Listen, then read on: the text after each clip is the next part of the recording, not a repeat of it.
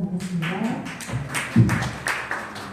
네, 앞에서 너무 좋은 말씀을 해주셔서 제가 짧게 요약해서 말씀을 드리도록 하겠습니다. 이게 PPT가 안 보이네요. 여기서 할게요. 다음 슬라이드를 보겠습니다. 여기 계신 분들 예수님을 동행하시는 아까 날마다 전화하시고 근데 이제 우리가 앞으로 여러 가지를 준비하잖아요, 각자, 그죠? 그런데 제가 여기 성경 말씀 하나 갖고 왔는데요.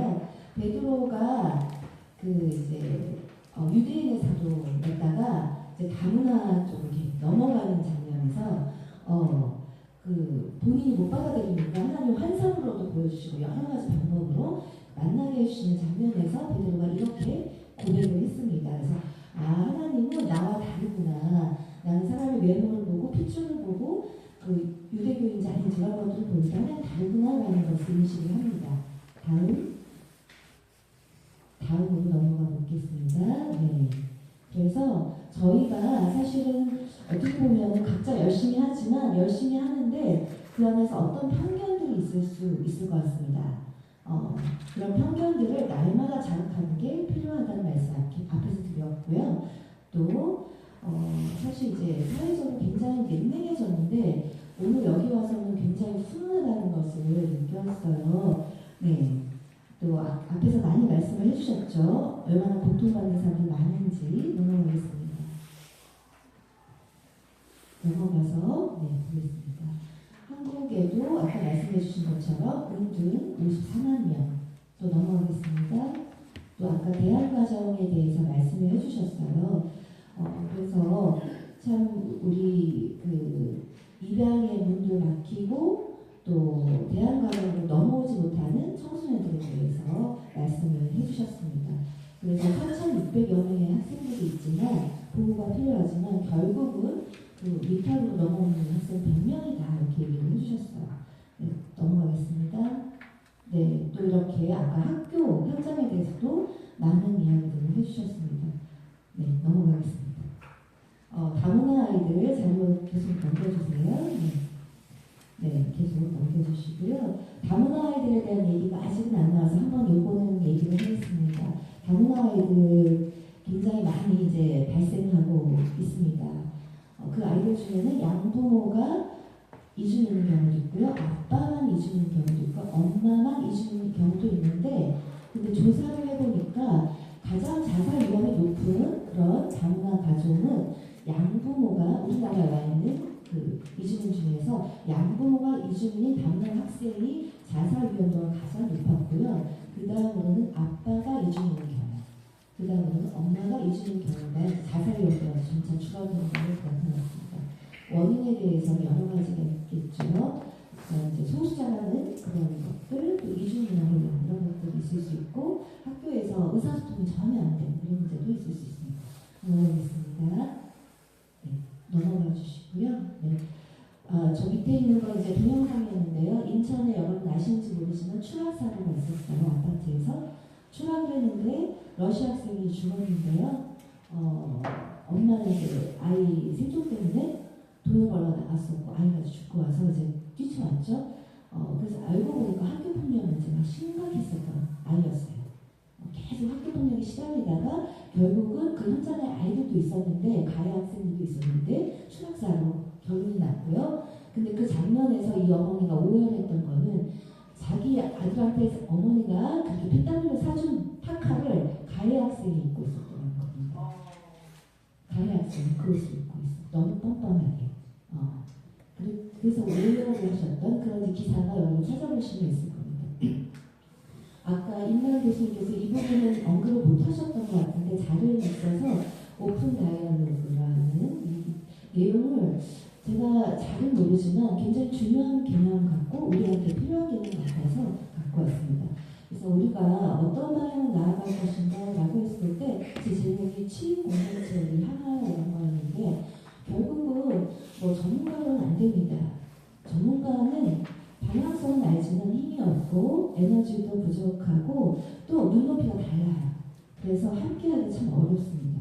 그렇게 되려면은 같은 눈높이에서 같은 방향을 바라보면서 또 에너지로 나누면서 갈 수 있는 그런 공동체, 그런 지역 기반의 어떤 치유적인 공동체가 필요하다. 그리고 그것을 하기 위해서는 대화, 서로 이야기하는 것 중요한데 이제 이야기하는 것도 배워야 한다. 그죠? 아까 공감은 의지로 되는 게 아니라고 결정으로 되는 게 아니라고 말씀을 우리 민성길 박사님께서 해주셨는데 네, 공감도 훈련이에요.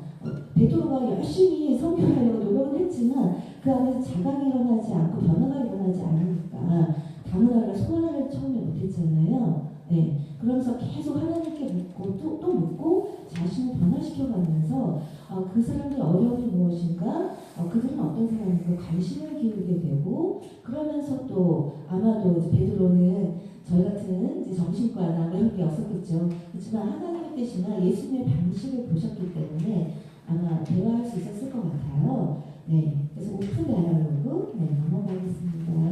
네, 그래서 우리가 얼마나 지금 준비가 되어 있는가, 우리가 준비가 얼마나 되어 있는가, 우리의 문화적인 정체성은 어떠한가. 아까 말씀해 주신 것처럼 탈북민들이 왔을 때 우리가 받아들일 준비가 되어 있는가, 그죠? 우리의 그 문화적인 정체성은 우월하고 또 그 사람들의 생존을 돕고 또 돕는 자, 베푸는 자, 이렇게 그 문화적인 정체성을 갖고 있으면 서로 화합할 수가 없겠죠. 네, 그래서 우리의 문화적인 정체성을 잘 들여다봐야 한다라는 말씀 드리고요. 네, 넘어갈게요.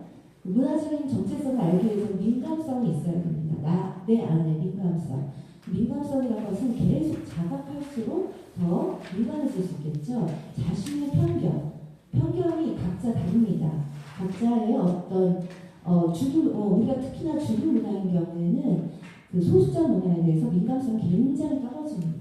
그 부분에 대해서 우리가 갖고 있는 특권이라든지 우리의 자세라든지 우리가 어떻게 비춰지는지 이런 민감성을 계속 훈련을 해야 됩니다. 그래서 우리가 이제 정신분석학적인 자기분석뿐만이 아니라 문화적인 자기분석도 필요하다라고 말씀을 드리겠습니다.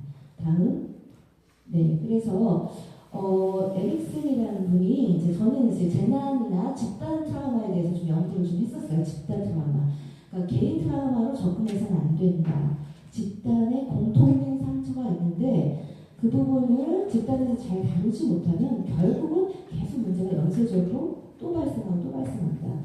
개인의 상처는 본인 자신만의 문제가 아니고 이웃의 상처가 되고 지역의 아픔이 된다. 집단 심리 사회 문화적인 접근이 필요하다. 그래서 아까 말씀드린 어떤 다이얼로그, 오픈 다이얼로그 이런 것도 굉장히 좋은 문화라고 생각이 듭니다. 다음. 자, 이렇게 할 때 저는 윌리엄슨이라는 그 로빈슨의 어떤 그 재난 심리학자이긴 한데요. 이때 우리가 어떻게 접근해야 되느냐 할 때 사실은 저희가 주고 그 도움을 받는 사람 수동적으로 받고 이렇게 하면은 도움이 되지 않습니다. 자발적으로 참여할 수 있게 그리고 그들의 삶의 과정에서 스스로 발전을 이룰 수 있게 하향식이 아니라 상향식의 어떤 모델을 만들어야 되고요. 그 다음에 우리 북한에서 어떤 긍정적인 걸 찾아볼 수 있겠느냐 아까 질문을 하셨는데 사실 찾기 굉장히 어렵죠. 그렇지만 그분들이 이렇게 넘어올 때 그분들이 어떤 생존할 때 그 사람이 가진 어떤 내적인 힘, 회복 탄력성 이런 긍정적인 자원이 분명히 있습니다. 사람 안에. 그죠? 그것들을 조명하고 의미를 부여하면서 그러면서 자생적으로 생존하고 안전할 수 있도록 그러니까 이게 저희가 디딤돌은 되어주지만 모든 것을 해결해주는 건 좋지가 않아요. 그죠? 그래서 자생적으로 스스로 자신의 문제를 해결할 수 있도록 돕는 것이 좋고요. 그 다음에는 이분들이 돕는 자가 아니라 스스로 어떤 역할을 하는 게 굉장히 중요합니다. 저희가 난민도 상담하고 다양한 분들을 상담하는데 그렇게 받기만 하면 비굴해지고 자존감이 굉장히 떨어지게 되는데 이분들이 어떤 역할을 할 때 도움이 되는 역할을 할 때 예를 들면 예배를 인도한다든가 하다 못해 그저 안내를 쓴다든가 또는 빵을 나눠준다든가 어떤 역할을 할 때 이분들이 역할을 하면서 스스로 치유가 되는 것들이 있습니다. 그래서 그 다음으로는 그들 중에 또 성공적으로 잘 스스로 성장하신 분들이 있어요. 아까 이제 말씀하실 때 어떤 장학사님이 얘기하셨죠? 그런 분들처럼 그 성공 스토리를 우리가 개발해서 이것들을 많이 이제 퍼뜨려야 됩니다. 모델이 되어야 합니다. 다음 마지막일 것 같습니다. 우리가 유의할 지점은 뭔가 도움을 줄 때 제일 첫 번째는 사회적인 규범. 그러니까 우리 문화를 바꿔야 되죠. 우리가 베푸는 자가 아니라 어떤 새로운 규범으로 그들과 함께 가는 어떤 규범을 만들어야 되고요. 그 다음에 우리가 잘못 처리하는 것은 역사적인, 그러니까 그냥 트라우마가 아니라 그 다음에는 역사적인, 굉장히 고착된 집단이 같이 고통받는 역사적 트라우마가 될 수가 있고요. 또 우리가 먼저 나선 사람들이 막 앞에서 앞장을 잘못 쓰게 되면 엘리트 패밀리라는 것을 빠지게 됩니다. 그래서 그 막 앞서다가 갑자기 우왕좌왕하게도 오히려 더 큰 통제와 억압을 해줄 수도 있기 때문에 이런 걸 주의해야 하고요.